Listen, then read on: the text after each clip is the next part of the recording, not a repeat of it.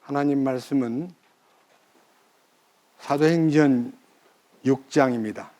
사도행전 6장, 오늘은 1절부터 15절까지의 말씀을 본문으로 봉독하겠습니다. 사도행전 6장 1절입니다.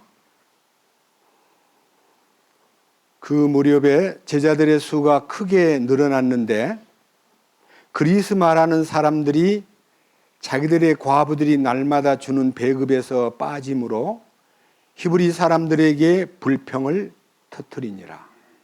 이에 12사도가 제자들의 무리를 자기들에게 불러 이르되 우리가 하나님의 말씀을 버려두고 상을 섬기는 것은 합당치 아니하니 그러므로 형제들아 너희는 너희 가운데서 정직하다는 평판이 있고 성령님과 지혜가 충만한 사람 7을 찾아내라.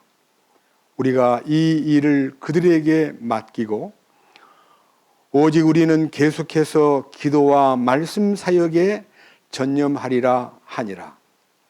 온 무리가 이 말을 기쁘게 여기고 믿음과 성령님이 충만한 사람 스데반과 빌립과 브로고로와 니가노르와 디몬과 바메나와 안디옥 출신의 유대교 개종자 니골라를 택하여 사도들 앞에 세우니 사도들이 기도하고 그들에게 안수하니라. 하나님의 말씀이 자라나서 예루살렘에서 제자들의 수가 크게 늘어나고 제사장들의 큰 무리도 믿음에 순종하니라. 스데반이 믿음과 권능이 충만하여 백성 가운데서 큰 이적들과 기적들을 행하니라. 그때 리베르티 사람과 구레네 사람과 알렉산드리아 사람과 길리기아와 아시아에서 온 자들의 회당이라 하는 회당에서 어떤 자들이 일어나 스데반과 논쟁을 벌였으나 그가 말할 때 사용하는 지혜와 영을 그들이 능히 반박하지 못하더라. 이에 그들이 사람들을 매수하며 이들이 이르되 그가 모세와 하나님을 대적하여 모독하는 말하는 것을 우리가 들었노라 하니라. 또 그들이 백성과 장로들과 서기관들을 선동하며 그에게로 다가가 그를 잡아 공회로 데려오고 거짓 증인들을 세우니 그들이 이르되 이 사람이 이 거룩한 곳과 율법을 대적하여 신성 모독하는 말 하는 것을 그치지 아니하는도다. 그가 말하기를 이 나사렛 예수가 이곳을 헐고 또 모세가 우리에게 전하여 준 관례들을 고치리라 함을 우리가 들었노라 하니라. 공회 안에 앉은 모든 사람이 똑바로 그를 바라보며 그의 얼굴이 마치 천사의 얼굴과 같음을 보았더라. 15절까지의 말씀을 봉독했습니다. 기도드리겠습니다. 거룩하신 주님, 우리를 불러 예수 그리스도 안에서 의롭다함을 얻을 뿐만 아니라 성령님의 다스림과 이끄심에 의해서 우리들이 십자가에 연합하여 우리 자신의 옛사람이 처리되고 새 생명이 우리에게 약동함으로써 그 부활 생명의 능력으로 그리스도를 나타내는 삶을 살도록 이끄신 주님께 감사드립니다. 오늘은 2000년 전 초대교회가 생겨서 교회 속에서 여러 가지 일들이 벌어지고 7 집사를 선정하고 또 그 속에서 스데반 같은 참으로 쓰임받는 일꾼이 탄생됨으로써 주의 거룩하신 일이 더 촉진되고 그 능력과 실제를 나타내는 통로로 사용해 주신 기록을 읽었습니다. 이 말씀을 통해서 우리에게 가르쳐 주시는 하나님의 교훈을 우리가 오늘 이 만찬주의를 통해서 더 깊은 주님과의 관계에서 더 역동적이고 더 간절하고 더 신실하게 충성할 수 있는 길로 이끌어 주시옵소서. 이 거룩한 말씀을 표현할 때 홀로 맡기지 마시고 주님의 영께서 우리 가운데 기름 부음을 통해서 우리 각자의 심령 속에 주님의 음성, 하나님의 레마로 우리 마음을 깨워주시옵소서. 우리 주 예수 그리스도의 이름으로 기도드렸습니다. 아멘. 오늘은 어느덧 12월 달에 접어들었고 12월 첫 주일이라 만찬주일로 여러분 모두를 각처에서 이렇게 모아주시고 먼 곳에서도 멀다 하지 않고 이 추운 날에 함께 하신 여러분들을 진심으로 환영합니다. 오늘 읽은 이 6장 내용은요, 초대교회가 사랑의 공동체가 되고 유무상통하고 내 것을 내 것이라 하는 이가 하나도 없는 환경에서 불평과 원망이 일어났습니다. 이게 이제 사탄이 틈탄 겁니다. 어디든지 사탄의 역사는 성령이 역사하는 곳에 반드시 진을 치고 혼돈 속에 빠뜨리고 그리고 이 질서를 깨뜨리고 그리고 교제 가운데 있는 풍성한 기쁨을 갉아먹는 그런 역사가 있는 것입니다. 6장 1절에서 그 무렵에 제자들의 수가 크게 늘어났는데 그리스 말하는 사람들이 자기들의 과부들이 날마다 주는 배급에서 빠짐으로 히브리 사람들에게 불평을 터뜨리니라. 교회 안에 불평이 일어났습니다. 개역 성경에는 원망이 생겼다 이렇게 기록되어 있습니다. 자, 원인이 뭐냐 하면요, 유대 땅에 예수 그리스도께서 이 오순절 성령으로 인해서 커다란 역사가 일어나면서 한꺼번에 3,000명이 회심을 하고 또 5,000명이 회심을 하고 시간이 갈수록 날마다 제자들의 수가 막 늘어나는데 그 중에는 두 종류의 사람들이 섞여 있습니다. 하나는 히브리 사람들과 헬라 말하는 이방인들.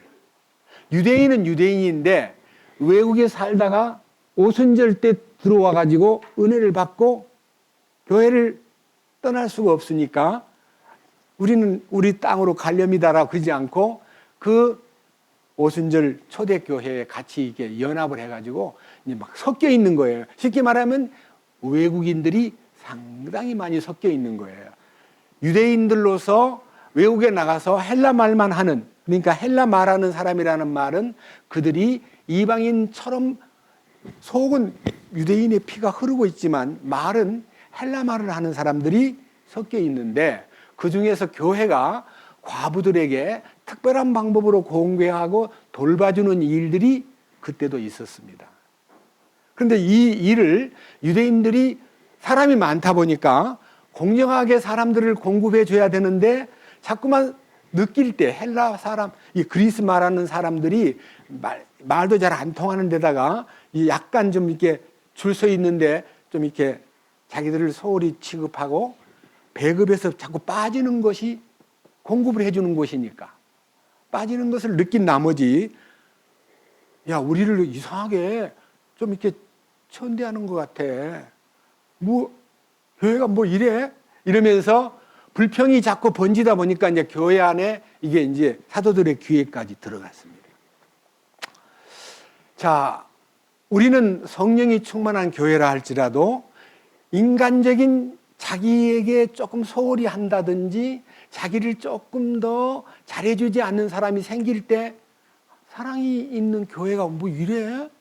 하면서 마음에서 뭔가 소외감을 느끼거나 그런 사람이 한두 명 늘어나면 그게 불평으로 이게 이제 번지는 겁니다. 성경에 여러 군데 보면요, 불평이 교회 가운데 들어오면 얼마나 그 교제가 따뜻한 교제와 풍성한 교제가요 막 흐려지고 파괴되는 거예요. 이 말을 2절 이에 12사도가 제자들의 무리를 자기들에게 불러 이르되 우리가 하나님의 말씀을 버려두고 상을 섬기는 것은 합당치 아니하니. 하나님의 말씀을 전심으로 따르기 위해서 하나가 되었는데 상을 섬긴다는 말은 먹는 육신의 문제, 다시 말하면 접대하는 문제, 이런 것 때문에 문제가 생기는 것은 매우 참으로 좋지 못한 일이다. 우리는요, 문제가 생기면요, 문제 생긴 사람을 데려다가 야단을 치고 무슨 그런 불평을 하시오? 하면서 혼내주는 일이 일반적인 세상 사람들의 방법입니다. 근데 제자들은 그들을 혼내준다기보다도 우리가 이렇게 말씀 중심으로 가는 교회가 육신적인 조그마한 이 소홀하게 공평치 못했다는 이유 때문에 불평이 생기는 것은 매우 좋지 못합니다. 그러니 우리가 방법을 만듭시다 해서 3절, 그러므로 형제들아 너희는 너희 가운데서 정직하다는 평판이 있고 성령님과 지혜가 충만한 사람 7을 찾아내라. 우리는 이 일을 그들에게 맡기고 오직 우리는 계속해서 기도와 말씀 사역에 전념하리라 하니라. 사도들은 말씀과 기도에 전념하기 위해서 이렇게 말씀의 역사를 따라서 움직이는 것에 전념하지 않고 이 먹는 문제, 하루에 3번씩 음식 나누는 문제 때문에 좀 소홀히 접대했다고 해서 불평 생기는 건 매우 안타깝고 우리한테 합당치 못한 일이니, 여러분 가운데서 첫째, 정직하다는 평판이 있고 성령님과 믿음이 충만한 사람 7명을 찾아내시오. 수천 명이 모여가지고 조직이 되려면요, 제자들이 인사권을 발동하고 사람들의 임명권까지 발동해서 자기들의 마음에 드는 사람들을 뽑아가지고 아무개 일 나오시오, 아무개 일이 나오시오, 일이 나오시오 뽑아가지고 직분을 맡길 수만도 있습니다. 우리는 교회 안에서 무슨 일이 생기면요, 그 임명권을 갖는다는 거, 그것을 만약 설교자가 여러분들한테 임명을 하고 누구를 선임하고 누구를 일을 맡기고 누구한테다가 특별한 지위를 주고 하는 것은 하나님의 뜻이 아닙니다. 저는 이 말씀을 읽으면서요, 여러분 가운데서 정직하다는 평판이 있고 성령님과 지혜가 충만한 사람을 7을 어떻게 하라 그랬어요? 찾아내시오. 그러니까 민유, 그 안에 있는 식구들에게 객관적으로 참 이분은 정직하고 신실하고 믿음과 성령이 충만한 분입니다라고 느끼는 사람을 뽑아서 추천하시오. 그러면 그들에게 이 분배하는 방법과 배급을 맡기고 우리는 말씀을 전적으로 전하고 기도에 전념하겠소. 근데 저는요, 이번에 성경을 읽다가요, 깜짝 놀랐습니다. 여기 보세요. 5절. 온 무리가 이 말을 기쁘게 여기고 믿음과 성령님이 충만한 사람 스데반, 빌립, 브로고로, 니가노르, 디몬, 바메나, 안디옥 출신의 유대교 개종자 니골라를 택하여 사도들 앞에 세우니.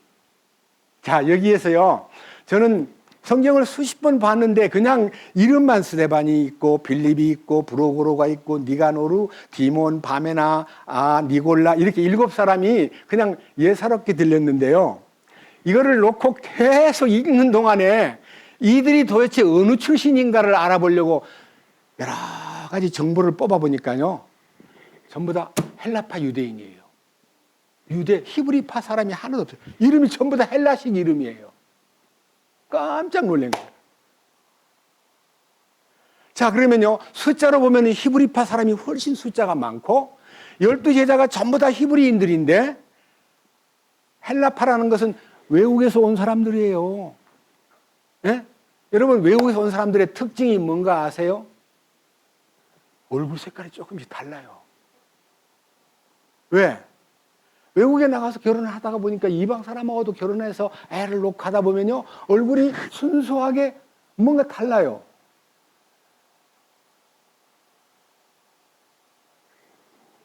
며칠 전에 우리 막내 동생 아들이 일본에 공부하러 갔다가 거기서 일본 여자하고 결혼해가지고 그리고 애를 낳아서 이제 큰아빠한테 인사하러 왔더라고요.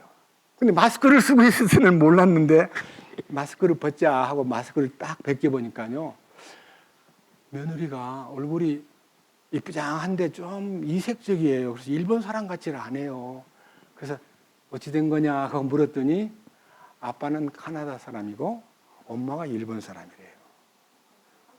그러니까 우리 조카가 한국 사람으로서 일본 여자하고 결혼을 했는데 그 여자가, 그 며느리가 캐나다 아빠의 일본 엄마하고 결혼한 소위 말하는 뭐라 그래요? 혼혈이에요, 혼혈. 근데 색깔이 미국 사람 같기도 하고 일본 사람 같기도 하고 다른 거예요. 두 개가 이렇게 붙어 있으니까. 그런데 이 교회의 움직임 가운데요, 주 세력이 히브리인들인데 헬라 사람들이 불평이 많다고 느끼는 것을 잘 얼굴도 못 알아보고 야 어떻게 하다 보니 소홀히 했는데 사람을 추천하다 보니까 전부 다 헬라파 유대인들만 딱 선정이 7명 된 거예요. 그러면 사도들이 한쪽에만 몰려있는 것 같은데 사람을 골고루 뽑아야지 하고 이 임명을 할 때 문제를 삼고 반쯤은 저 히브리파 사람을 좀 뽑아요. 이렇게 해서 뭔가 모르게 정리를 해줘야 되는데요. 아무 말도 안 하고요. 자, 6절. 사도들 앞에 세우니 사도들이 기도하고 그들에게 안수하니라. 여러분, 이때 안수라는 게 나오는데요. 저는 이 안수에 대해서 성경 여러 군데를 안수에 대해서 조사를 해보니까요. 안수가 여러 가지 있어요. 근데 이 안수가 뭐냐면요.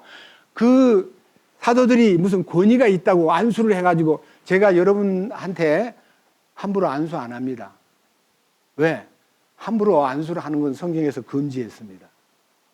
근데 사도들은 안수를 했습니다. 근데 이 안수가 어떤 의미인가를 여러분 앞에 조금 얘기하고 나서 이 7 집사가 안수를 받은 후에 얼마만큼 여기 객관적으로 정직하다고 평판이 있고 성령님과 지혜가 충만한 사람이고 그 다음에 5절에 보면 온 무리가 이 말을 기쁘게 여겨 믿음과 성령님이 충만한 사람 7명을 택하여 사도들 앞에 추천을 했더니 사도들이 그들을 위해서 기도하고 안수하니라 그랬습니다. 안수에 대해서 좀 생각해 보고 성경에서 안수가 무슨 의미가 있는가를 한번 살펴보겠습니다. 먼저 민수기 8장을 보겠습니다. 민수기 구약성경 민수기 8장. 구약의 안수가 시작될 때의 환경부터 한번 살펴보고 그 다음에 같이 이 말씀을 상고해 보겠습니다. 8장 9절입니다. 민수기 8장 9절. 레위 사람들을 회중의 성막 앞에 데려오며 이스라엘 자손의 전체 집회 무리를 함께 모으고 레위 사람들을 주 앞에 나오게 하며 이스라엘 자손이 레위 사람들에게 안수하게 하라. 그리고 아론이 레위 사람들을 이스라엘 자손의 헌물로 주 앞에 드릴지니 이것은 그들이 주를 위해 섬기는 일을 집행하려 함이라. 레위 사람들은 수소들의 머리에 안수하고 너는 하나는 죄 헌물로 다른 하나는 번제 헌물로 주께 드려 레위 사람들을 위하여 속죄하며 레위 사람들을 아론과 그의 아들들 앞에 세워 주께 헌물로 드릴지니라. 너는 이와 같이 이스라엘 자손 가운데서 레위 사람들을 구별하라. 그러면 레위 사람들이 내 것이 되리라. 여기에 레위 지파 12지파 가운데 레위라고 하는 이제 이스라엘의 12아들 중에서 레위 지파 사람들을 성전에다가 드려지는 성전의 일에 전념하게 만들고 다른 노동이나 다른 세상의 일을 안 하고 오직 성전 회막에 봉사만 하게 만드는 섬기는 직책을 줄 때에 이스라엘 사람들이 다 함께 9절 레위 사람들을 회중의 성막 앞에 데려오며 이스라엘 자손의 전체 집회 무리를 함께 모으고 레위 사람들을 주 앞에서 나오게 하며 이스라엘 자손이 레위 사람들에게 안수하게 하라. 그러니까 이스라엘 모든 사람들이 레위 사람들한테 안수라는 말은요. 머리를 손을 숫자거든요. 손을 머리에 얹는 거예요. 그러니까 그게 그냥 머리에 얹는 거예요. 이 일이요. 하나님의 명령에 의해서 레위인들에게 안수를 주고, 그 다음 또 한 가지 12절 11절도 봅니다. 그리고 아론이 레위 사람들을 이스라엘 자손의 헌물로 주 앞에 드릴지니 이것은 그들이 주를 위해 섬기는 일을 집행하려 함이라. 주님을 위해서 성막에서 섬기는 일을 하게 하려고 안수를 주었는데, 그 다음 보세요. 12절 레위 사람들은 수도술의 머리에 안수하고 너는 하나는 죄 헌물로 다른 하나는 번제 헌물로 주께 드려 레위 사람들을 위해 속죄하라. 레위 사람들은 하나님 앞에 죄를 깨끗하게 하기 위해서요 수소 2마리를 가져와 가지고 하나는 죄 헌물로 하나는 번제 헌물로 안수를 해서 바친 다음에 레위인을 속죄하고, 그 순간 13절 레위 사람들은 아론과 그의 아들들과 함께 세워 주께 헌물로 드릴지니 너는 이와 같이 하여 이스라엘 자손 가운데서 레위 사람들을 구별하라. 그리하면 레위 사람들이 내 것이 되리라. 그러니까요 구별시키는 행사이면서 하나님의 것을 만드는 것이 안수였다는 거예요. 그러니까 안수가요 보기는 간단한 것 같아도 내용은 굉장히 깊다는 걸 여러분이 포착하셔야 돼요. 아시겠죠? 그리고 이제 재미있는 거는요 민수기 27장으로 갑니다. 조금 뒤로 가가지고 민수기 27장 214페이지군요. 민수기 27장 18절부터 봅니다. 18절 주께서 모세에게 이르시되 눈의 아들 요수아는 속에 그 영이 거하는 자니 너는 그를 데려다가 그에게 안수하고 그를 제사장 엘르아살과 온 회중 앞에 세우며 그들이 보는 앞에서 그에게 책무를 주고, 그 안수는 책무를 맡긴다. 책무란 말은요 책임과 의무를 맡긴다 그런 뜻이에요. 책무를 맡기고 그 다음에 내 존귀 중 얼마를 그에게 두어 이스라엘 자손이 온 회중이 복종하게 하라. 그는 제사장 엘르아살 앞에 서고 엘르아살은 그를 위해 우림의 판결에 따라 주 앞에서 조언을 구할지니 그들이 그의 말에 따라 나가고 그들 곧 그와 및 그와 함께한 이스라엘 모든 자손 중 온 회중은 그의 말에 따라 들어올 것이니라. 모세가 주께서 자기에게 명령하신 대로 행하여 요수아를 데려다가 제사장 엘르아살과 온 회중 앞에 세우고 그에게 안수하며 그에게 책무를 주었으니 주께서 모세의 손으로 명령하신 것과 같았더라. 그러니까요 여기 특이한 게 있습니다. 이제 모세가 후임자로, 모세가 이제 나이가 들어서 120살이 되니까요 하나님이 후계자를 세워라. 여호수아에게 안수를 해라. 그리고 여호수아가 안수를 받고 난 다음에 그 다음에 대제사장 엘르아살에게, 아론의 아들입니다, 엘르아살한테 가서 우림의 판결법으로, 여기 21절 자세히 보세요. 그는 제사장 엘르아살 앞에 서고 엘르아살은 그를 위해 우림의 판결에 따라 주 앞에서 조언을 할지니 그들은 그의 말에 따라 나가고 그들 곧 그와 및 그와 함께한 이스라엘의 모든 자손 즉 온 회중은 그의 말에 따라 들어올 것이니라. 그러니까요 여호수아의 말에 따라서 나가기도 하고 들어오기도 하고 하는 명령권자가 되는 거예요. 그러니까 모세와 같은 소위 지휘권을 갖게 되는데, 우림의 판결, 우림과 둠밈이라는 판결법이요, 우림은 빛이라는 뜻이에요. 빛이신 주님의 판결을 가슴에 품고 그 판결을 여호수아 앞에 전해주면 여호수아가 그 하나님의 판결을 속에 지니고 백성들을 가고 들어오고 하는 것을 명령할지니라. 그러니까 책무가 보통 큰 책무가 아니에요. 그러니까 하나님께서 모세를 통해서 여호수아에게 안수한 내용이 기록되어 있습니다. 또 하나 보십시다. 신명기로 이제 가서 신명기 34장을 276페이지로 갑니다. 9절입니다.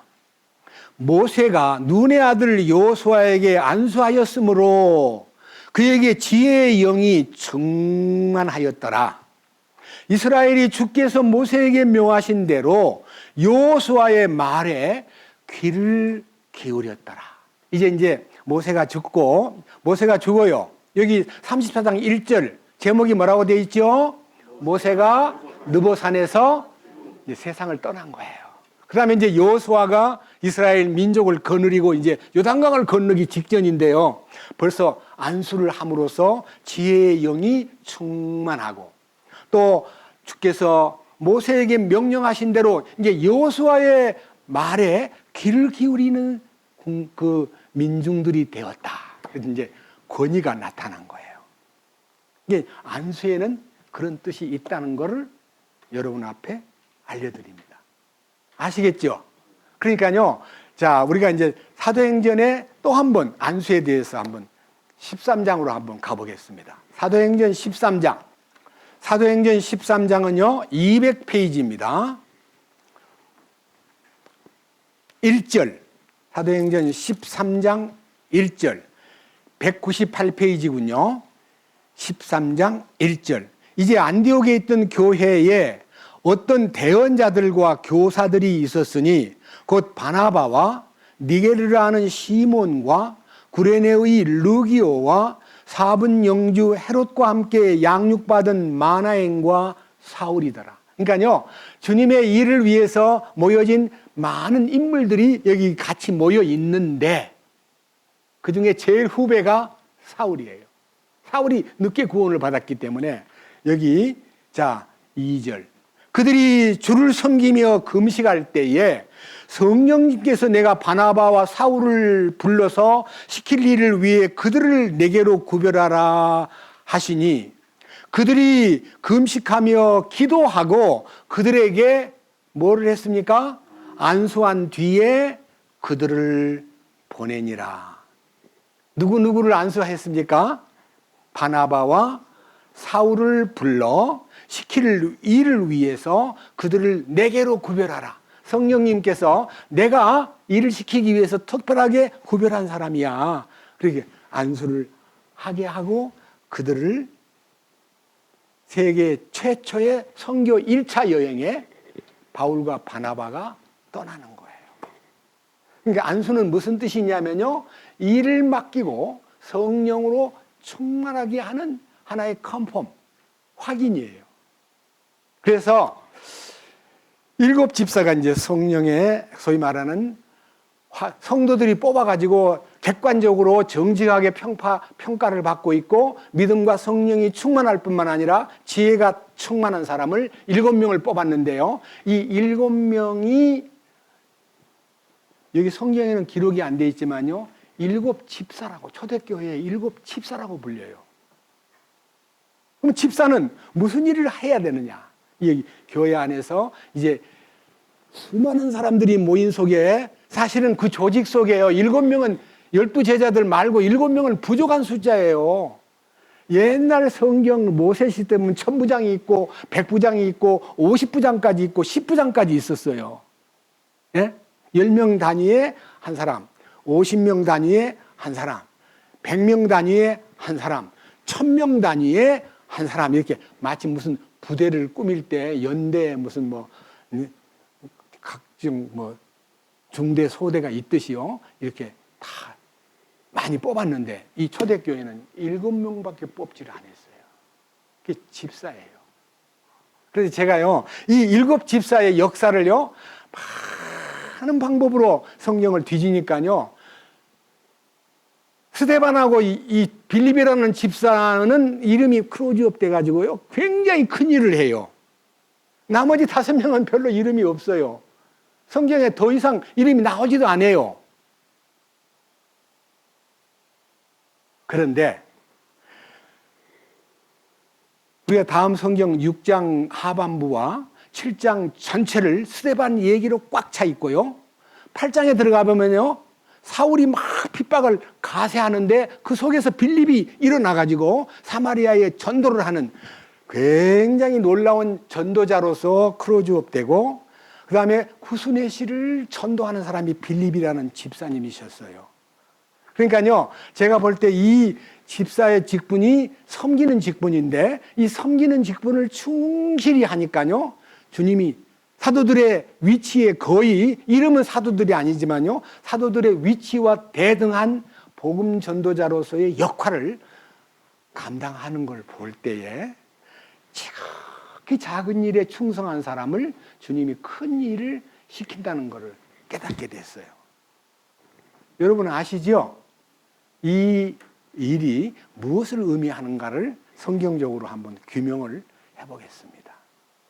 먼저 디모데 전서로 말씀을 열어서 여러분들에게 이 집사의 직분, 이 7사람이 직분을 갖게 되는 것에 대한 훗날 사도 바울을 통해서 디모데에게 교회의 사람을 임명하는 데 있어서의 기준을 세워주셨는데, 이런 기준이 여러분들에게도, 개개인들에게도 나도 이런 대열에 서야 되겠구나 하는 쓰임을 받는 사람이 되기 위해서는요, 디모데전서 3장 8절부터 제가 읽겠습니다. 디모데전서 3장 8절은 317페이지에 있습니다. 8절, 이와 같이 집사들도 반드시 신중하며, 성격에 대해서 신중한 성격을 갖고 한 입으로 두말하지 아니하며, 우리 식으로 말하면 일구이연하지 아니하며, 그 다음에 자기를 많은 술에 내주지 아니하며, 조금이라도 술 마시는 거, 여기에 이 술 마시는 문제도요, 성경에는 하나님이 술을 많은 술에 내주지 아니하며 하니까 술을 많이 먹지 말라는 말은 조금은 먹어도 된다는 뜻인가 봐, 이렇게 얘기할 수가 있습니다. 그죠? 우리 가운데 지금 젊은 사람 몇 사람이 저한테다가 술을 꼭 안 먹는 것이 최고입니까? 술을 먹으라고 주는 거 아닙니까? 조금만 먹으면 안 됩니까? 이렇게 말하는 사람도 있는데요, 술을 먹지 말라, 술 취하지 말라는 말은 있어도요, 술을 마시지 말라는 말은 없습니다. 술은 약으로 준 겁니다. 또 조미료로 주었습니다. 음식을 만들 때 술이 필요할 때가 더러 있습니다. 맛을 낼 때에. 그리고 약으로 쓰라는 데가 있어요. 약으로. 디모데전서 5장 23절. 자, 자세히 들어보시면요, 굉장히 깜짝 놀랄 일이 있습니다. 자, 5장 23절. 디모데에게 보내는 개인 서신 편지 가운데 더 이상 물만 마시지 말고 네 위장과, 디모데가 위장이 안 좋은가 봐요. 네 위장과 자주 있는 병을 위하여 포도즙을 조금 쓰라. 그러니까 술을 좀 마시라, 그 말 아니에요? 그런데 이 말을 가지고 만약요, 사도 바울이 디모데야, 그렇게 하고 있지 마, 빨리 와서 나한테 안수 받아, 그러면 병이 나아. 간단하게 안수하면 되는데 왜 안수를 안 주고 포도즙을 조금씩 쓰라고 했을까요? 약을 주신 거예요, 포도주로. 그러니까 여러분들이 건강을 위해서 혹시 위가 소화가 잘 안 된다든지 여기에 위장이 안 좋다든지 하면요, 소화 효소를 키우는 뜻에서 포도즙을 조금씩 먹는 거, 습관이 돼가지고 그냥 아무렇지도 않았는데도 계속 홀짝홀짝 마시는 거 얘기하는 거 아닙니다. 약으로 먹으라 그랬어요. 그러니까 우리가 성경 안에 모든 것이요, 여러분 마약도 약이에요. 특별한 약으로 진통제를 쓰거나 특별한 방법으로 마약을 쓸 수 있는 의사의 허락에 의해서 쓰는 것이 가능해요. 그런데 의사도 허락을 안 했는데 지가 알아서 먹는 것은 결국은 마약을 먹음으로써 국가에서 정한 위법이라는 제한에 걸리게 되면 감옥에 가야 돼요. 그래서 우리가 성경적으로 술 먹지 말아라고 돼 있지 않고요, 술을 어디에 쓰느냐가 용도에 따라서 합당하게 쓰이는 데가 있고, 합당치 못하게 좋다고 만나서 한 잔, 헤어진다고 섭섭해서 한 잔, 기분 나쁘다고 기분풀이로 한 잔, 이런 거는 성경에서 허락하지 않았습니다. 그래서 우리는 즐겁게 주님의 뜻을 따라서 함께 하는데 우리는 과거에 만찬을 할 때 아무 생각 없이 포도주를 썼어요. 근데 포도주에 약한 사람은요, 아주 작은 컵에다가 한 잔을 먹고도요, 얼굴이 뻘겋게 달아올라가지고, 많이 먹었어? 아니야, 난 똑같이 먹었는데 이렇게 얼굴이 달아오르네? 이런 사람이 있다고요. 저도 그런 사람 중에 하나예요. 그런데 사실은 성경을 자세히 보니까 주님이 흘린 피의 상징은 포도주가 아니고요, 포도즙이라고 구별이 되어 있더라고, 원문에. 그래서 우리는 포도즙이 우리의 영적인 주님의 보혈을 상징하는, 포도가 으개져 가지고 짠 것을 포도즙이라 그래요. 발효시켜서 술 만든 거 말고 포도를 파괴시켜 가지고 깨트려 가지고 거기서 짜낸 즙을 포도즙이라 그래요. 우리 주님이 포도입니다. 그런데 거기서 십자가에 다 으스러져 가지고 그 진액을 짜낸 것이 피를 상징하는 거예요. 그래서 우리는 포도즙으로 눈을 뜨고 난 후부터는 만찬을 합니다. 여러분, 그것이 얼마나 큰 은혜인지 모릅니다. 자, 그래서 오늘 이 안수에 대한 내용을 잠깐 공부한 다음에 그 다음에 이제 사도행전으로 돌아가서 이제 본문 내용 중에서 교회가 그 당시에 불편하게 느끼는 헬라파 유대인들에 대한 처우를, 다시 말하면 접대를 잘 할 수 있도록 민첩하게 행동하라고 배려해 주다 보니까 헬라파 사람들이 7명 다 집사가 된 거예요.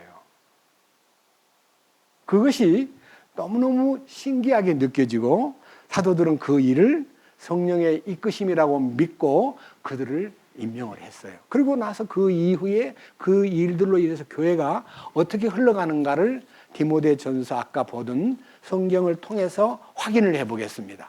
디모데전서 3장 9절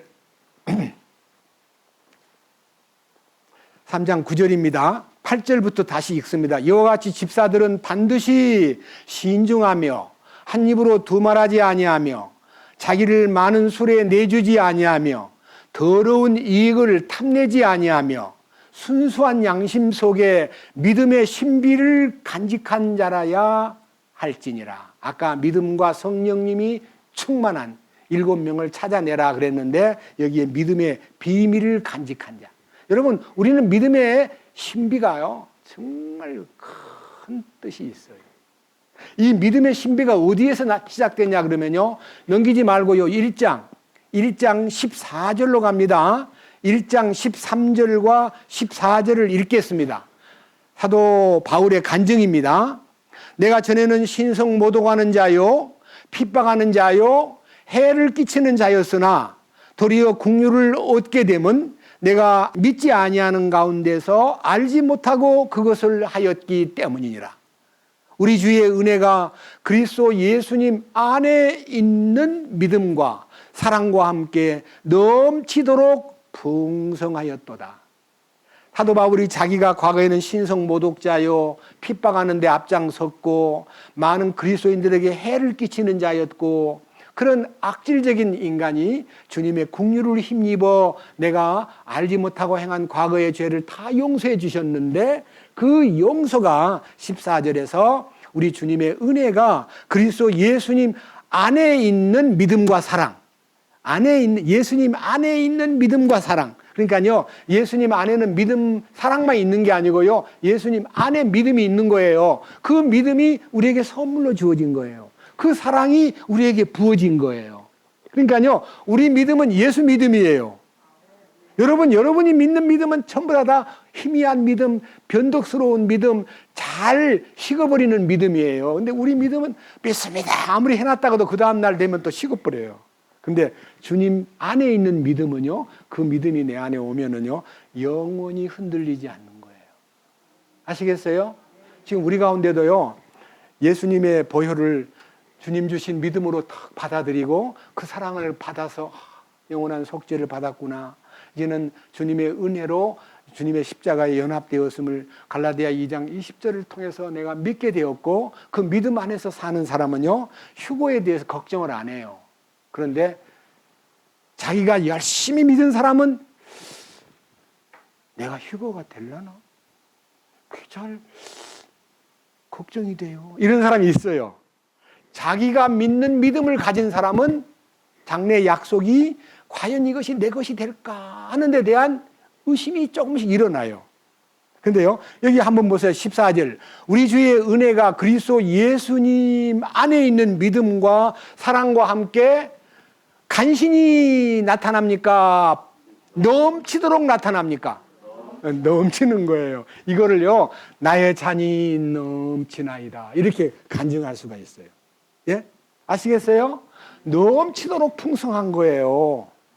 이 넘치도록 풍성한 믿음과 사랑이요, 내 마음속에서 솟구치기 때문에 사도 바울은 15절에서 이렇게 간증을 해요. 이것은 신실한 말이요, 절대로 흔들림이 없는 믿음직한 말이요, 온전히 받아들이기에 합당한 말이니 곧 그리스도 예수님께서 죄인들을 구원하시려고 세상에 오셨다는 말이로다. 그렇습니다. 사도 바울은 나 같은 이렇게 형편없는 신성 모독자요, 핍박을 일삼던 자요, 그리스도인들에게 해를 끼치던 자였는데 긍휼에 풍성하신 주님의 은혜로 인하여 그리스도 예수님 안에 있는 믿음과 사랑이 나에게 풍성히 부어짐으로 인하여 나는 죄인 중에 괴수였다. 여기요, 나는 죄인 중에 괴수였다. 근데 사람들이 이 15절을 잘못 이용해가지고요, 이것은 신실한 말이요, 온전히 받아들이기에 합당한 말이니 곧 그리스도 예수님께서 죄인들을 구원하시려고 세상에 오셨다는 말이로다. 죄인들 중에 내가 우두머리니라. 죄인들을 나와라 해가지고 누가 제일 죄가 많냐 그러면 나는 사도 바울 자신, 나는 죄인 중에 우두머리요. 옛날 성경에는 죄인 중에 괴수요. 자기가 괴수였다는 고백을 했습니다.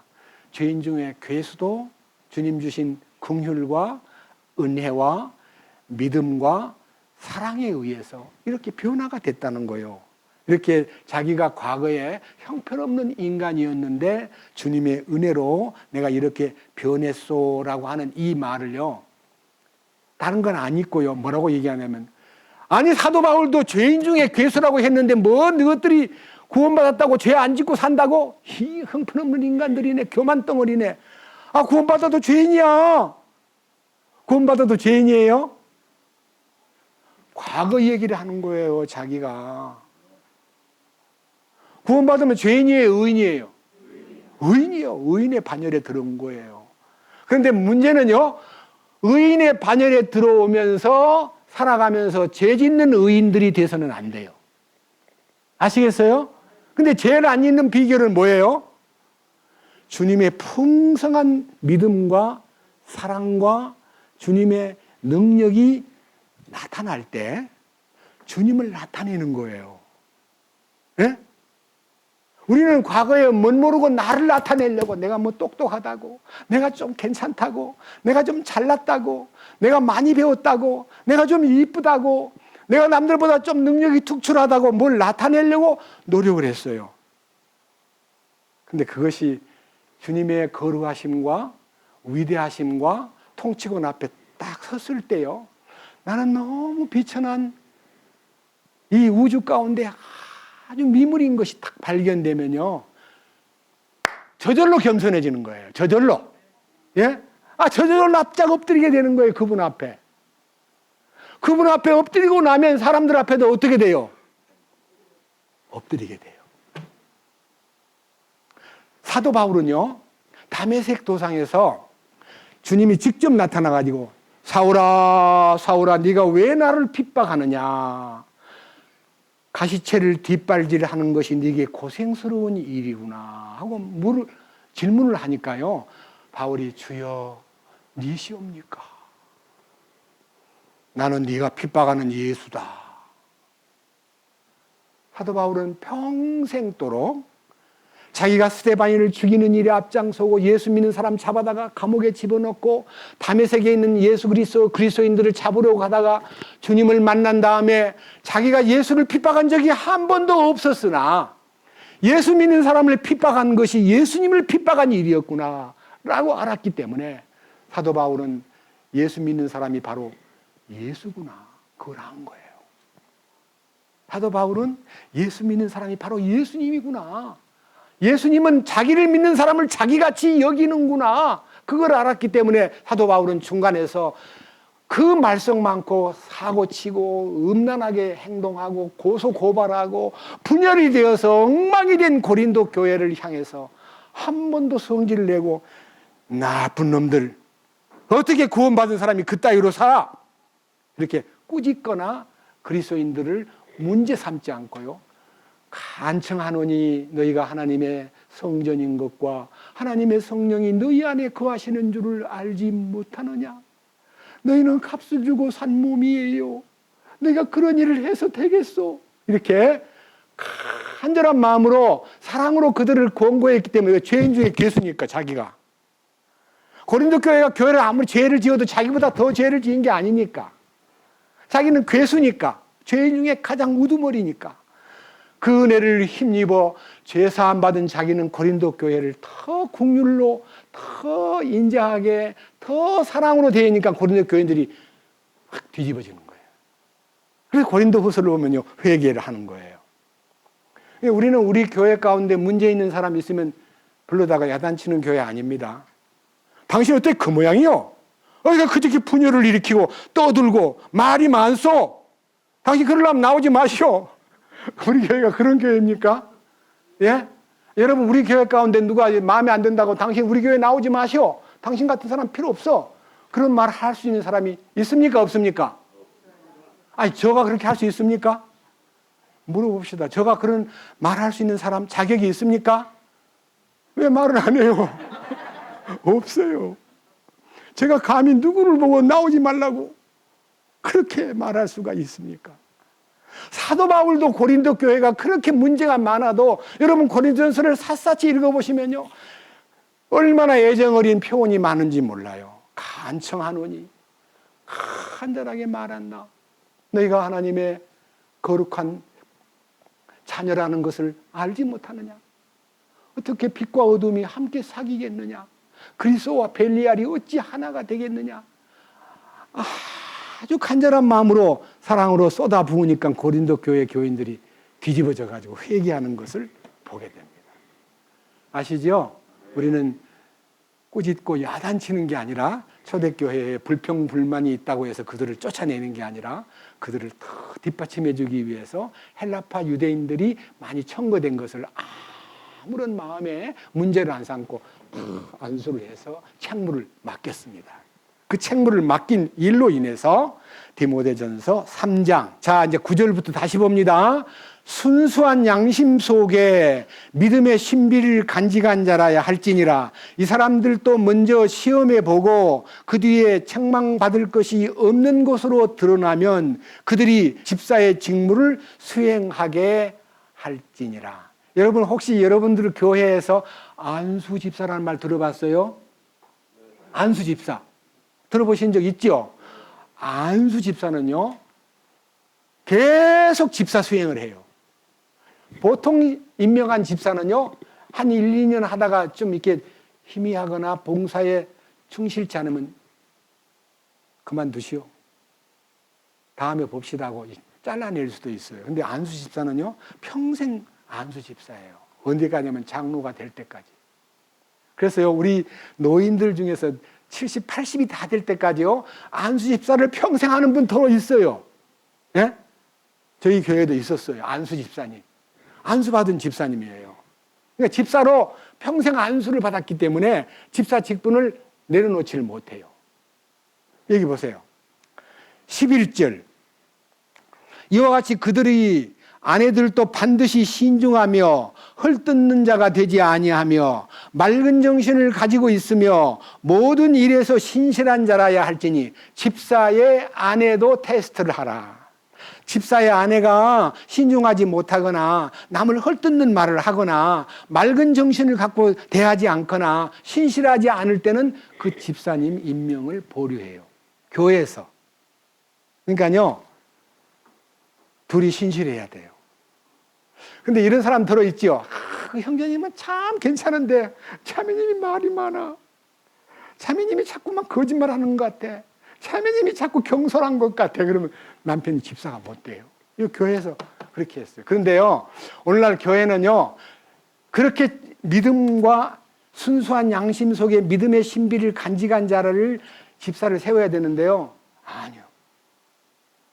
학벌 좋은 자, 연봉 많이 내는 자, 목사님에게 더 충실한 자, 이런 사람을 집사로 임명을 해요. 맞아요, 안 맞아요? 그런 게 많다는 걸 저는 교회 다니면서 봐왔습니다. 그거는 성령이 역사하던 초대교회와는 전혀 딴판이에요. 목사님이 임명하는 거 아니에요. 교회가 그들을 추천하는 거예요. 자, 보세요. 12절. 집사들은 한 아내의 남편이 되어 자기 자녀들과 자기 집을 잘 다스릴지니라. 집사의 직무를 잘 수행한 사람들은 자기를 위해 좋은 지위를 얻으며 또 그리스도 예수님 안에 있는 믿음에서 큰 담대함을 얻느니라. 여기에 13절에 집사의 직무를 잘 수행한 사람은 자기들을 위해 좋은 지위를 얻는다는 말은요, 스데반 같은, 빌립 같은, 집사라고 임명해놨는데 섬기는 자, 아니 교회 안에 이게 어려운 사람들 돌보고 섬기라고 직책을 줬는데 우리는 전도를 나가. 스데반 너 전도 나가지 마. 빌립 그 전도 나가지 마. 이렇게 할 사람이 없는 거예요. 주님이 더 좋은 지위를 맡기는 거예요.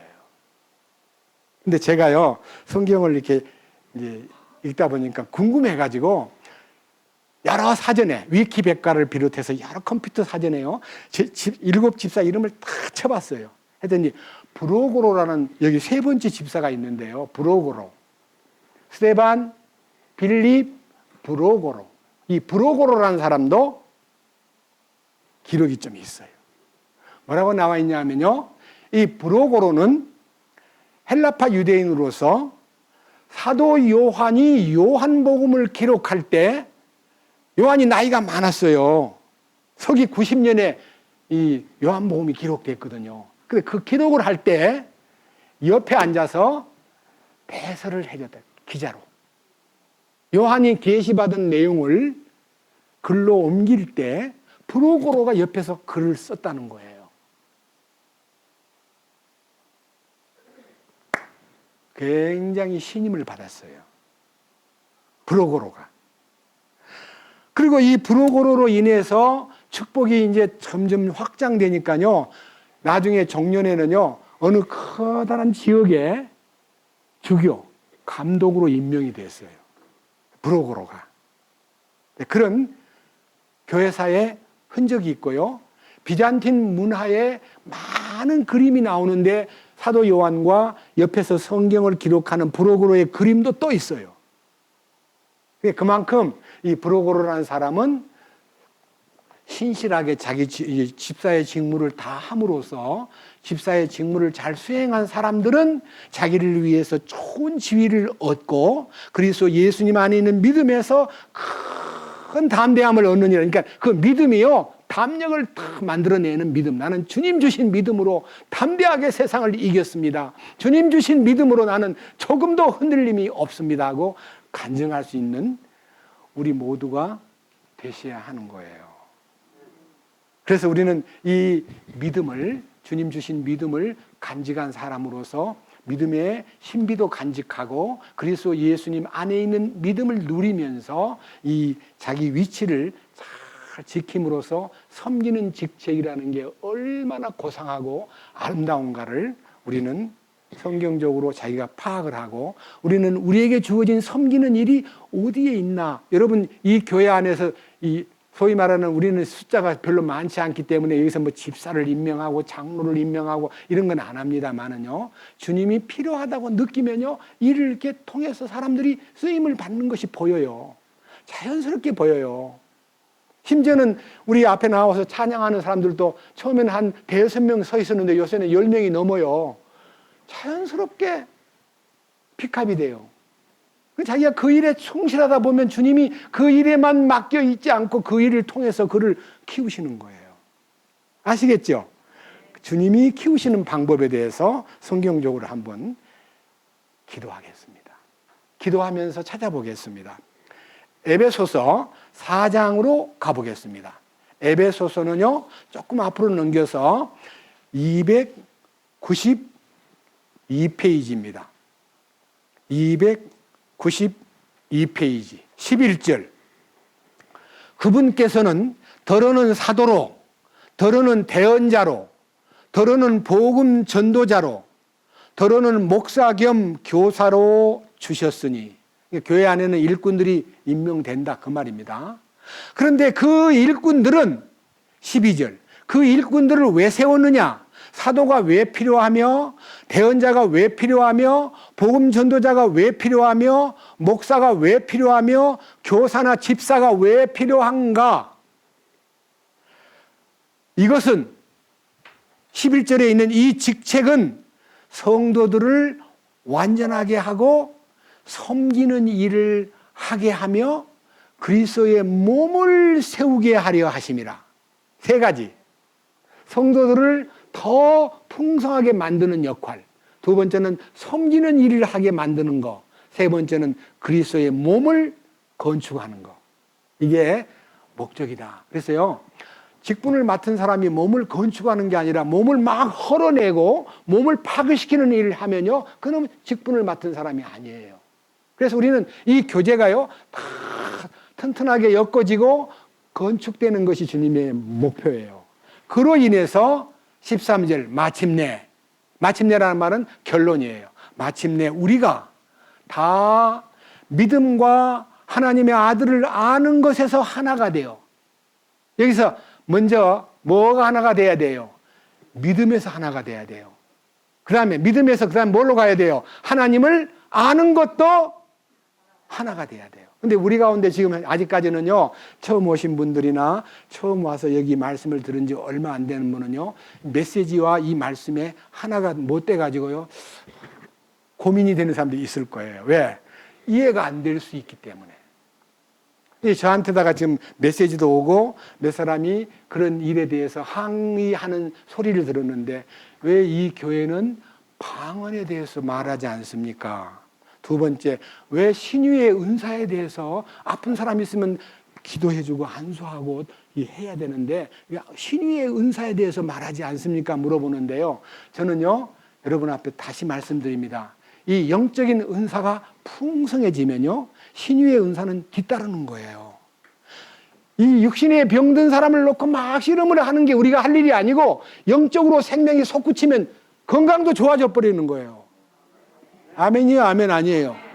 저는 그걸 믿습니다. 그래서요, 어릴 때 초대교회가 시작될 때는 눈에 보이는 증거를 대줘야만 따라오기 때문에 증거를 보여주기 위해서 많은 병자를 낫게 하는 역사가 있었지만요, 지금 교회가 신부단장하는 시대이기 때문에요, 주님이 네 혼이 잘 됨같이 네 혼이 먼저 잘 돼야 돼요. 그리고 나서 범사에 잘 되고 강건하기를 내가 간구하노라. 건강은 제일 뒤에 따라오는 거예요. 아시겠죠? 그러니까요, 우리 교회는 아픈 사람 있으면요, 신방도 가고 돌보기는 하지만요, 제가 건방지게 나가서 안수 안 해요. 여기 안수를요, 함부로 하지 말라 그랬어요. 디모데전서 3장 다시 봅니다. 아까 읽었던 디모데전서 이제는요, 5장 22절을 보겠습니다. 5장 22절.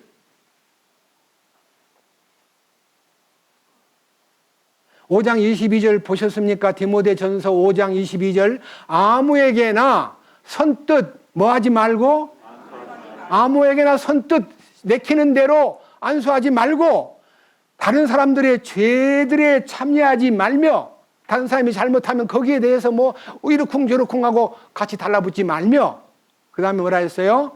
내 자신을 순결하게 지키라. 지키는 게 뭐예요? 구별하라는 거예요. 예? 우리가 사도 바울이 디모데라는 사랑하는 소위 말하는 후배 목회자에게 선뜻 아무한테나 안수하면 안 돼라고 가르쳤어요. 근데 우리는 아무데나 안수를 써먹는 사람이 많아요. 조심해야 된다고 저는 믿습니다. 그리고 이 모든 것이요, 전부 다 어떻게 나타나는 현상이냐 그러면요, 고린도전서 13장에 다 예언을 해놨어요. 고린도전서 13장에 예언하기를, 자, 13장 4절부터요. 사랑은 오래 참고 친절하며, 사랑은 시기하지 아니하며, 사랑은 자기를 자랑하지 아니하며, 우쭐대지 아니하며, 무례히 행동하지 아니하며, 자기 것을 추구하지 아니하며, 쉽게 성내지 아니하며, 악을 생각하지 아니하며, 불법을 기뻐하지 아니하고 진리를 기뻐하며, 모든 것을 참으며, 모든 것을 믿으며, 모든 것을 바라며, 모든 것을 견디느니라. 사랑은 결코 없어지지 아니하되 대언은 있다 해도 없어질 것이요, 타언을 하면 방언들도 있다 해도 그칠 것이며, 방언도 이제 끝날 때가 온다 이거예요. 그리고 대언도 끝날 때가 와요. 대언이 왜 끝났냐? 내가 대언자요라고 하는 말은 말씀을 대언하는 건 좋지만요, 내가 따로 이거 말씀 말고 주님이 나한테 말씀을 주셨어, 내 말 받아 하고, 이 대언은 이미 끝났어요. 건방지게요, 말씀 전하는 사람이 성경 제쳐놓고 성경에 기록된 대언을 옮기는 게 아니라 자기가 따로 대언을 하나님께로부터 받았다고 말하는 사람은 상당히 주의해야 돼요. 아시겠죠? 주님이 저한테 계시를 하기를 몇 월 며칠 날 주님이 온다 합디다. 그럼 따라 해야 돼, 안 따라 해야 돼? 성경에는 그날은 아무도 모른다 그랬는데 건방지게 자기가 계시가 왔다고? 얼마나 요새 그런 말 가지고요 사람들을 홀리는 사람이 많아요. 이것도 대언도 끝날 때가 오고, 그 다음에 방언도 끝날 때가 오고, 지식도 있다 해도 사라지리라. 지식은 사라지는 거예요. 지식은 머리로 아는 거예요. 성경에 있는 주님이 주신 지혜의 근본을 따라가야지, 뭐가 좀 공부 좀 했다고 지식 가지고 떠들어도 그 지식은 다 폐기처분 시킬 때가 있다는 거예요. 그 다음 보십시오. 9절. 우리가 부분적으로 알고 부분적으로 대언하나 완전한 것이 오면 그때는 부분적인 것이 뭐하리라? 그러니까 완전한 것이 지금 와가지고 지금 엄청나게 신부단장을 하는 시기에 이 초대교회에서 하는 병 고치는 은사고 방언을 하는 은사고, 어떤 분이 방언에 대해서 얘기하길래 방언을 통역 옆에서 누가 해준 적이 있냐니까 없대요. 그럼 그치시오.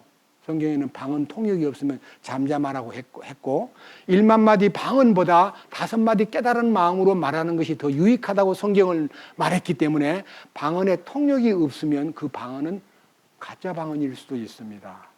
중지하시오. 그렇게 얘기했습니다. 아시겠죠? 자, 그 다음 11절. 내가 아이였을 때는 아이처럼 말하고 아이처럼 깨달으며 아이처럼 생각하였으나 어른이 되어서는 아이의 일들을 어떻게 한다고요? 지금 우리 교회가 어른입니까? 아입니까? 준공할 때가 얼마 안 남았어요. 준공할 때가. 이제 성숙하게 우리 뭐가 돼야 돼요? 신부가 돼야 돼요. 처녀가. 예? 신랑 맞이를 신부가 돼야 돼. 신부 단장을 해야 돼.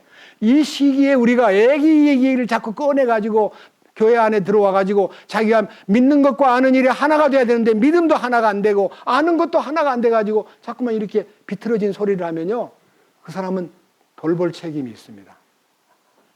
밀어내지 마세요. 그런 말 한다고. 예? 너는 나오지 마. 그러면 절대 안 돼요. 믿음이 연약한 자를 붙잡아주고 알려주는 노력이 필요하지. 저는 그 알려주려고 지금 이렇게 성경을 펼쳤습니다. 자, 다시 봅니다. 11절. 내가 아이였을 때는 아이처럼 말하고 아이처럼 깨달으며 아이처럼 생각하였으나 어른이 되어서는 아이의 일들을 버렸노라. 우리가 지금은 거울을 통하여 희미하게 보나, 예, 초대교회는 희미하게 보였습니다.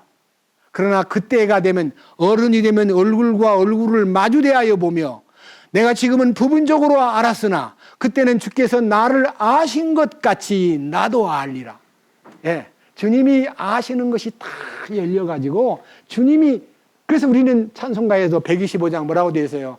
똑같으리 주님과 똑같으리. 주님같이 전능자가 된다는 말 아니에요. 주님 머리가 아는 것이 몸에 다 나타나듯이 머리에 있는 모든 것이 몸을 지배하듯이 머리이신 주님이 우리를 얼마나 잘 간수하고 지켜주고 돌봐주시는가를 안다면 우리는 머리가 시키지 않은 일을 따로 나가서 하면 돼요, 안 돼요? 머리이신 주님의 명령을 따라서 순종만 하면 되는 거예요. 그러기 위해서 우리가 할 일을 여러분 앞에 제시하겠습니다. 집사의 직분이 섬기는 일이에요. 섬기는 일. 여러분, 섬기는 일이 어디에 나타나야 되느냐 하면요, 로마서 12장. 앞으로 몇 장을 넘기면 로마서 12장이 나옵니다.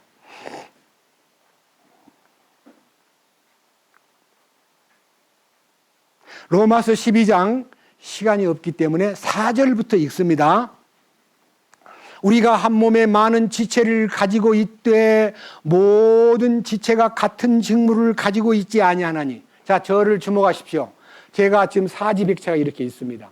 손, 머리, 그 중에서 눈, 귀, 코, 입, 그리고 가슴, 팔다리. 직책이 다 달라요, 같아요? 만약 눈이 나도 먹고 싶어, 나도 좀 뜨거운 물 좀 부어줘, 그러면 눈에다가 뜨거운 물 부으면 돼요, 안 돼요? 큰일 나요. 먹는 기능이 입에 있고요, 손에서 막 나는 맨날 입에다가 넣어주는 거를 하는데 나도 먹고 싶어 하고, 만약 떡을 하나 줬는데 입에다 안 넣어주고 그냥 주무럭주무럭 이 손이 먹어요. 그러면 뭐가 돼요? 떡 범벅이 돼요. 그럼 어떻게 해야 돼요? 씻어야 돼. 골치 아파. 아무 말 말고 입에다가 넣어주면 돼요. 그러면 그 떡을 먹어서 위로 보내가지고 속에다가 소화를 시키면 그 모든 에너지와 양분이 손끝에까지 공급이 되잖아요. 다 피로 운반해서 영양을 날라요. 재공급이 된다고요. 그래서 이 성경 안에는요, 우리가 이 교회 안에 많은 일들이 있지만 자기가 할 일이 무엇인가를 알아내는 것이 주님의 은사예요. 5절, 이와 같이 우리도 여러 명이지만 그리스도 안에서 한 몸이요, 각 사람이 서로 뭐니라? 예, 우리는 각 사람이 지체입니다. 여러분, 이 지체 가운데 존귀하지 않은 지체가 어디 있습니까? 이거 작고, 이거는 귀찮은데 잘라버릴까? 이거 없애면 돼요, 안 돼요? 요거 하나 없애는 바람에 나를 보고 뭐라 그래요? 병신. 손가락 하나 없는 것도 병신이 뭐예요? 병신. 요거 하나 없다고. 그래요, 안 그래요? 그러면 내가 병신 말 안 들으려면 이걸 없애야 돼요, 안 없애야 돼요? 보호해야 돼요. 지체가 여럿이지만, 자, 근데 6절, 그런즉 우리에게 주신 은혜에 따라 우리가 다른 선물을 가지고 있으니, 이제 선물이 주님이 그 지체에게 역량과 기능을 맡기는데 그걸 선물이라 그래요. 그 탤런트라고 하기도 해요. 그 직책과 그 은혜가 선물로 나타나는데, 믿음의 분량대로 나타나는데, 첫째 대언을 한다면 믿음의 분량대로 하고, 대언도요, 믿음 주신 그 믿음 안에서 대언돼야지. 제가 만약 이 앞에서 대언자가 됐다고 해서 성경에 있는 얘기를 아무거나 끄집어내가지고 막 많이 아는 척, 똑똑한 척, 대단한 척, 여러분 저는 성경을 관통했습니다, 요한계시록까지 관통했습니다 하면 여러분들이 아이고 저 사람 너무너무 지나치노. 아니, 창세기부터 요한계시록까지 관통한 사람이 세상에 어디 있어? 예. 어떤 분은 막 함부로 얘기해. 나는 요한계시록까지, 창세기부터 요한계시록까지 관통이 됩디다. 관통? 그런 사람 없어요. 밑에 보세요. 자, 대언을 한다면 믿음의 분량대로 대언을 하고, 사역하면은 우리가 우리의 사역하는 일로 뭐하며? 섬기며. 섬기는 단어를 유심히 주의하십시오. 가르치는 자는 가르치는 일로 뭐하고? 섬기고, 권면하는 자는 권면하는 일로 섬기며. 그러니까요, 전부 다 섬기라고 준 직책이에요. 몸을 섬기라고. 그래서 오늘 찬송가 부를 때 그 찬송가 부를 거예요. 우리는 우리 주님이 남 섬기는 종의 도를 몸소 행해 보이셨네. 우리 주님이 섬기는 것을 보여주셨기 때문에 우리는 주님이 우리 머리가 되시면 우리들도 섬기는 자가 될 수밖에 없다는 것을 알게 되는 거예요. 근데 여기 섬기는 것을 어떻게 섬기는 거냐 하는데 그 섬기는 데 대한 세부적인 얘기가, 자, 8절. 권면하는 자는 권면하는 일로 섬기며 주는 자는 단순함으로 그 일을 하고 다스리는 자는 부지런함으로 공유를 베푸는 자는 즐거움으로 할 것이니라. 여기에 이제 원칙이 딱 서 있어요. 근데 그 원칙을요 세부적으로 딱 갈라놓고 여기 9절부터요 사랑이 딱 나타나는데, 사랑에는 절대로 꾸미는 것으로 사랑하지 말라. 꾸밈이 없는 사랑을 하라. 악한 것은 몹시 싫어하고 선한 것을 굳게 붙들라. 악한 것이 뭐예요? 여러분, 뭐가 악한 거예요? 내가 악한 거예요. 내 방식대로 하면 악한 거예요. 육신은 악한 거예요. 요거는 악의 종자예요. 그러니까 뭘 해야 돼요? 주님의 힘으로 하라. 주님의 선으로 하라. 그러니까요, 나를 몹시 싫어해야 돼요. 자기를 놓으라고 해야 돼요. 네? 내 방법대로, 내 생각대로, 내 사고방식대로, 내 주장대로 하면 안 돼요. 그거는 싫어해야 돼요, 나를. 여러분, 손을 두 손 들고, 나는 몹시 악하다. 아멘? 악하면. 여기 서 있는 저도 몹시 악한 놈입니다. 그러니까요, 저는 저를 싫어합니다. 아시겠어요? 그 다음 뭐라 했어요? 10절. 반대로 이제 주님의 마음으로 돌아가면 형제 사랑으로 서로 친절하고 애정을 가지고 서로 먼저 존중하며. 여러분 가운데 이 사람들 딱 볼 때요, 나보다 좀 잘나게 보이고 좀 똑똑하게 보이면 존경하고 싶은데요, 그러지 못하면 뭐라 그래요? 뭐라 그래요? 존경할 게 있어야 존경을 하지. 내가 존중하려 해도 보니까 어떤 사람은 얄미워. 그냥 고개가 돌아가. 이런 인간적인 조건에 눈을 돌리면 존경할 사람이 아무도 없습니다. 아무도 없어요. 뭐 키가 작다, 뭐 학력이 없어 보인다, 돈이 없어 보인다, 옷이 꾀죄죄하다. 그래, 그 조건이 존경하는데 필요해요? 초월해야 돼요. 여기 보십시오. 자, 10절. 형제의 사랑으로 서로 친절하게 애정을 가지고 서로 먼저 존중하며 이를 게을리하지 말고 영이 뜨거운 가운데 주를 섬기며. 그러니까요, 주님을 섬기는 마음으로 성도를 섬기면요 아무런 문제가 없어요. 소망 중에 기뻐하고 환난 중에 인내하며 늘 절박하게 기도하고 성도들의 필요에 따라 나누어 주며 손님 대접하기를 힘쓰라. 이런 것들이요 우리 생활 가운데 몸에 배야 돼요. 지금 우리 교제는 점점 그러한 분위기로요 몸에 익숙해지고 있는 것이 보이고 있고요, 처음 나오신 분들은 조금 더 서먹서먹해서 조금 힘이 들긴 하나요. 먼저 움직이는 자매님들과 형제님들 사이에 들어가서 같이 움직이면요, 아, 이거를 나도 해야 되겠구나 하고 눈을 뜨게 되는 거예요. 이거 다 읽어보려면요 굉장히 시간이 많이 걸리기 때문에 이건 여러분들 집에 가서 이 12장을 잘 읽어보십시오. 너무 좋아요. 너무너무 깊어요.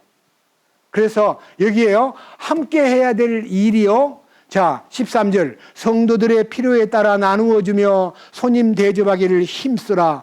너희를 핍박하는 자들을 축복하라. 축복하고 저주하지 말라. 기뻐하는 자들과 함께 기뻐하고 슬피 우는 자들과 함께 슬피 울라. 서로를 향해 같은 생각을 가지고 높은 것들의 생각을 두지 말고 도리어 낮은 처지의 사람들에게 겸손히 행하며 스스로 지혜 있는 것으로 여기지 말라. 아무에게도 악으로 악을 갚지 말고 모든 사람들의 눈앞에서 정직한 일들을 예비하라. 가능하다면 너희가 할 수 있는 대로 모든 사람과 화평하게 지내라. 어떤 사람들은요 교회 와보니까 자기 마음에 안 드는 사람이 교회에 와 있어요. 그러니까 나는 그 사람 때문에 교회 안 나오고 싶다는 사람 더러 있어요. 예? 눈밖에 나는 사람이 교회에 왔다 해서요 더 반가워하고, 와, 이 사람도 어떻게 이 교회 안에 와 있을까, 내가 싫어했는데 미안해요, 정말 감사하네요, 용서해 주세요 하고 그냥 거기서 화해를 해버리면 되죠. 아, 싫어하는 사람이 오니까 자꾸만 머리가 쓰이고 신경이 쓰여. 나 그러니까 안 나갈래. 자기만 손해예요. 저는 지금 제 마음에 기도가요, 제가 제일 싫어하는 사람이 있었어요. 그 사람 세상을 떠났어요. 그래서 그 집 가족을 위해서 기도해요. 사랑하는 그 형제가 먼저 갔습니다. 그런데 그는 이 축복을 받지 못한 채 갔네요. 그의 사랑하는 안사람과 그의 아들, 딸들에게도 이 축복을 함께 할 수 있도록 기회를 주십시오. 저에게 기회를 주시면 생명을 걸고 가겠습니다. 그런데 그들이 저를 원하지 않는다면 제가 지금 띄운 이 메시지를 통해서라도 듣게 해주세요. 함께 하도록 길을 열어주세요. 기도합니다. 자, 이제 그 기도에 대한 클라이막스를 여러분 앞에 소개합니다. 베드로 전서, 지금 읽은 이 로마서는 사도 바울의 이야기고요. 대선배인 베드로가요, 아주 짧은 글에서 근엄하게 베드로전서 4장에서 이 일을 축약해서 말씀한 내용을 여러분 앞에 소개해 드리고자 합니다. 1절. 그러므로 그리스도께서 우리를 위해 육체 안에서 고난을 당하셨은즉 그와 같이 너희도 같은 생각으로 무장하라. 우리 주님이 육체를 입고 이 땅에 오셔가지고 죽기까지 순종하고 십자가를 지심으로 모든 일을 다 이루셨습니다. 네가 그 분의 그러한 모습으로 무장하라. 무장하라는 말이 뭐예요? 주님을 덧입어라. 전신갑주로 주님을 입어라. 구원의 투구와 의의 흉배와 믿음의 방패와 성령의 검과 그 다음에 복음의 신발을 신고 그분으로 무장하라. 그러니까 전부 투구, 흉배, 믿음의 방패, 말씀의 검, 복음의 신발 다 주님으로 무장한 거예요. 주님으로 무장하라. 그러므로 그리스도께서 우리를 위해 육체 안에서 고난을 당하셨은즉 그와 같이 너희도 같은 생각으로 무장하라. 십자가를 덧입으라. 주님을 입으라. 그 순간 뭐가 돼요?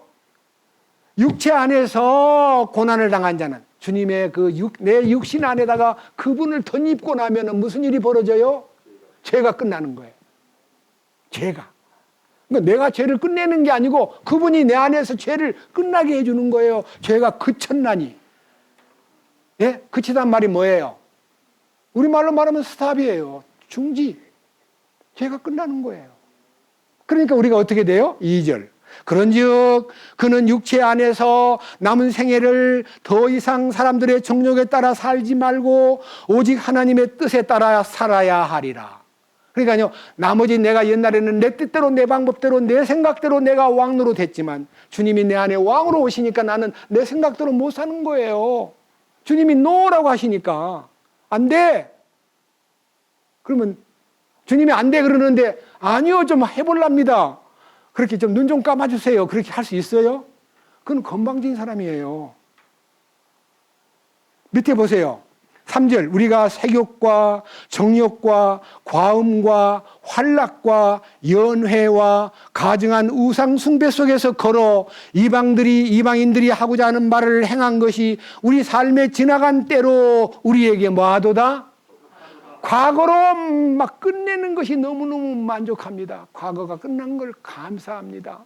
나는 이제는 과거에 지었던 죄를 더 이상 죄 짓지 않도록 이끄시는 주님의 능력에 대해서 감사합니다. 이런 고백이요, 베드로에게도 있었던 거예요.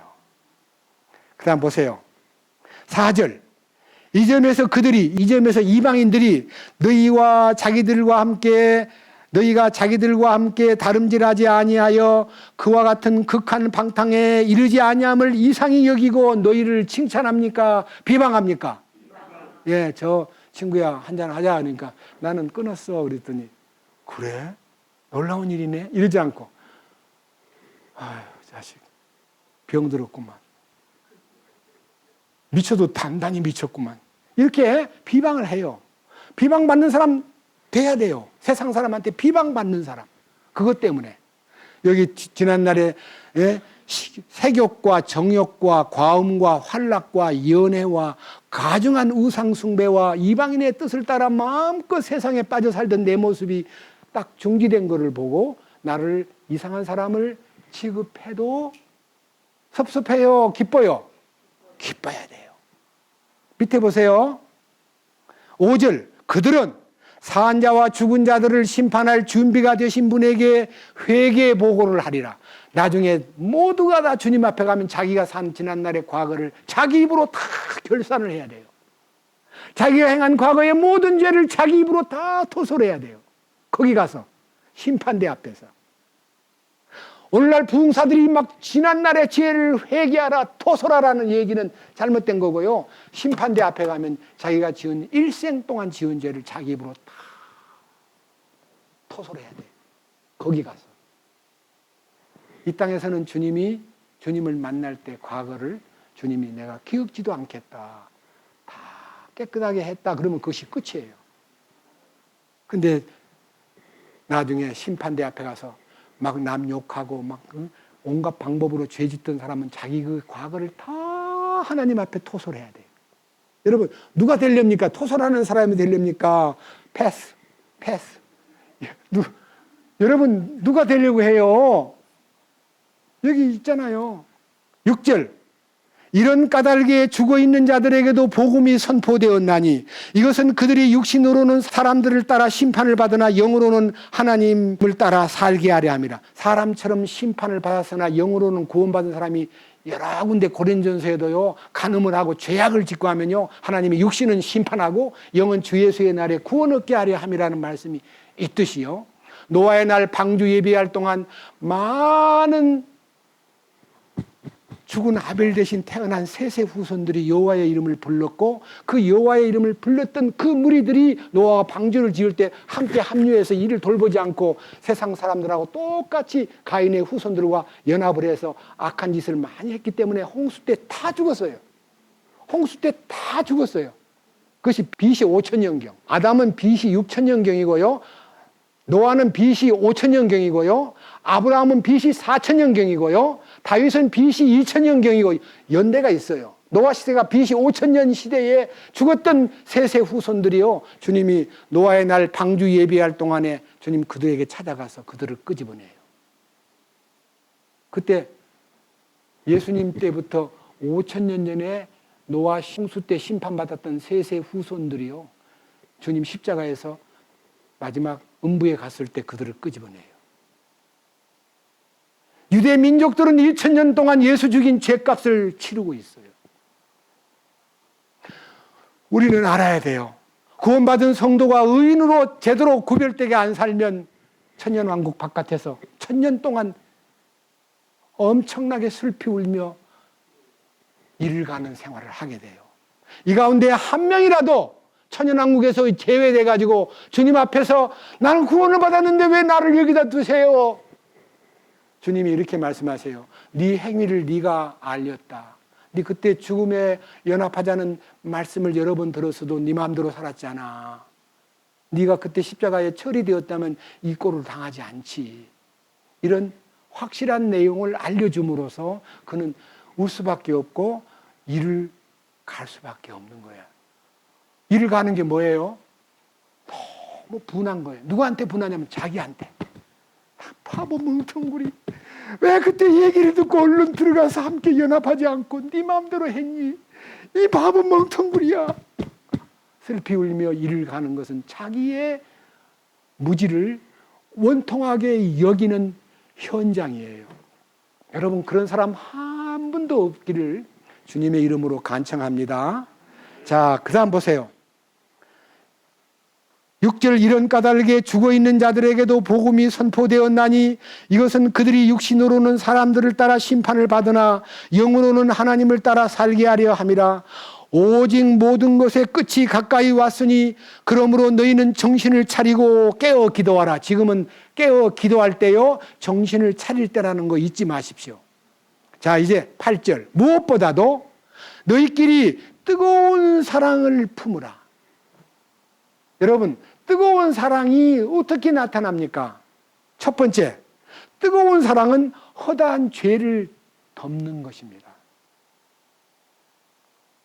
여러분들이 여러분 가운데 어떤 인간의 단점과 문제가 있으면 그걸 덮어주는 것이 사랑입니다. 우리는 우리 교회 안에 어떤 사람의 약점도 가능하면 덮으려고 하는 것이 우리 간절한 기도입니다. 누가 남의 문제를 갖고 와서 형제님이 어떤 자매가요, 어떤 형제가 이런 일을 합니다. 그거 저한테 얘기하지 마세요. 그거는 옳지 못한 일입니다. 사랑은 허다한 뒤에를 덮어요. 술 취한 노아가 옷을 벌거벗고 있을 때에 하미 바깥에 나가서 형! 아빠가 벌거벗고 있다고 소문을 내서 나중에 저주받았잖아요.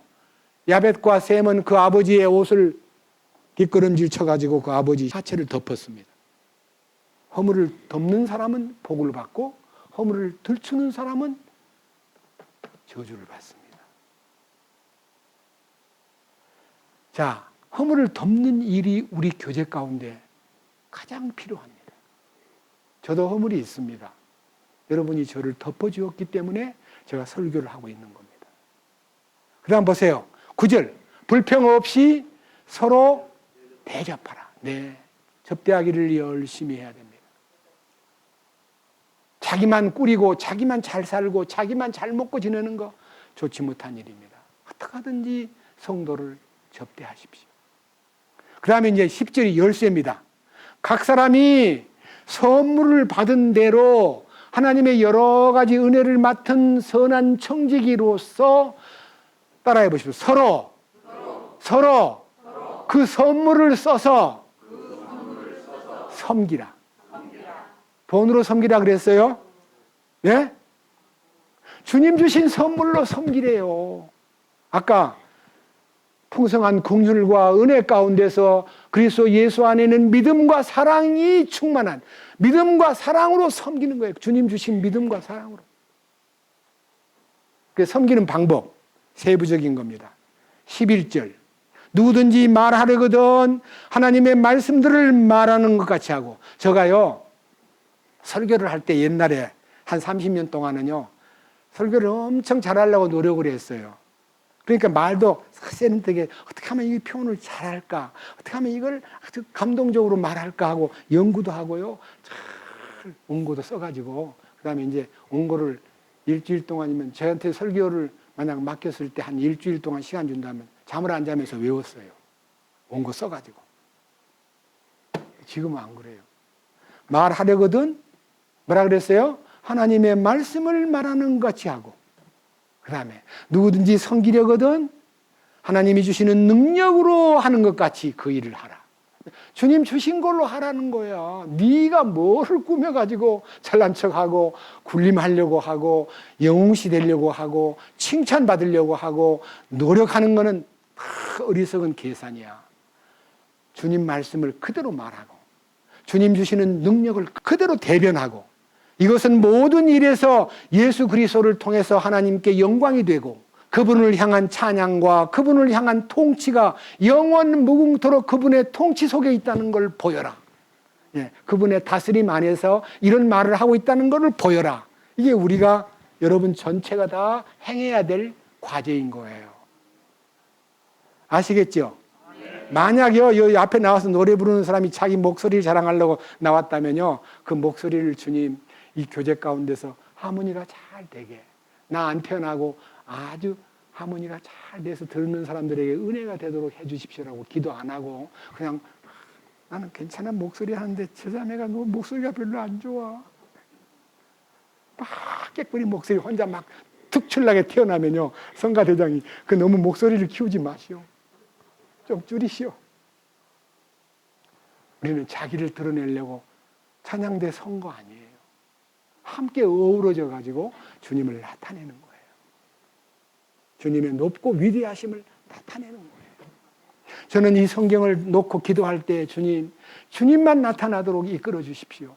주님 한 분만 11절에 누가 말하려거든 하나님 말씀을 하는 것 같이 하고 섬기려거든 하나님께서 주시는 능력으로 하는 것 같이 그 일을 하라. 이것은 다 그분이 주시는 공급과 다스림과 그분이 주시는 영광을 나타내려고 영원 무궁토록 그분에게만 영광이 돌아가도록 우리 마음을 집중하고 이 말씀에 정력을 쏟는 것입니다. 그래서 7 집사의 이야기 중에서 스데반 이야기와 그다음에 빌립 이 얘기는요, 다음 장에 나오니까요, 더 이상 길게 안 나가고 여러분 앞에 분명히 말씀드립니다. 각각 집사의 직분과 섬기는 직분에 충실했을 때에 주님은 그 중에서 스데반을 통해서 최초의 사도들보다 더 위대한 순교자가 되게 했고, 빌립을 통해서 놀랍게 이스라엘 땅에서 가장 외진 사마리아 지역과 그 다음에 저 이디오피아 지역에까지 복음을 전하는 놀라운 사역자가 된 빌립의 얘기가요, 빌립이 집사였는데 나중에 뭐가 되냐면요, 뒤에 한번 사도행전을 가서 빌립의 이 얘기가 크로즈업 된 것을 여러분 앞에 소개합니다. 사도행전 21장 7절부터 읽겠습니다. 사도행전 21장 7절. 바울이 예루살렘으로 가는 길에서 이 얘기를 쓰고 있습니다. 이제 7절, 우리가 두로를 떠나 우리의 항해를 마치고 톨레마이에 이르러 형제들에게 문안한 뒤 그들과 함께 하루를 지내고, 다음날 바울의 일행이 우리가 떠나서 가이사라에 이르러 7 사람 중에 하나인 복음 전도자 빌립의 집에 들어가 그와 함께 머무니라. 사도 바울이요, 전도 여행을 할 때 예루살렘으로 들어와 마지막 전도 여행을 마치고요, 이제 소위 말하는 예루살렘에 들어와 가지고 그 큰 역사를 담당하기 위해서 우선요, 가이사라에 소위 말하는 빌립이라는 집사가 살던 곳에 들어가서 위로를 받고 쉬는데요, 그 집이 복음 전도자의 집이라고 딱 기록이 되어 있어요. 복음 전도자, 예? 에반젤리스트가 된 거예요, 집사가. 그래서 우리는요, 이 교회 가운데 주님의 일에 충실하게 자기 주어진 일을, 주님 섬기는 일을 잘 맡아서 순종하면요, 주님이 픽업해서 복음 전도하는 일에도 쓰셔요. 스데반이는 설교를 엄청 잘했어요. 그리고 빌립은 개인 전도를 잘했어요.